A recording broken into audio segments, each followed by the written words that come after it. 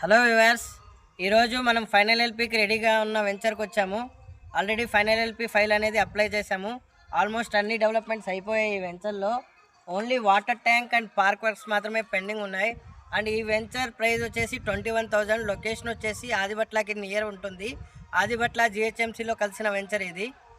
ఈ వెంచర్కి అడ్వాంటేజెస్ ఏంటంటే, మీరు ఎగ్జిట్ నెంబర్ 12 బెంగళూరు నుంచి రావచ్చు అండ్ ఎగ్జిట్ నెంబర్ 11 పెద్దంబర్పేట నుంచి కూడా రావచ్చు.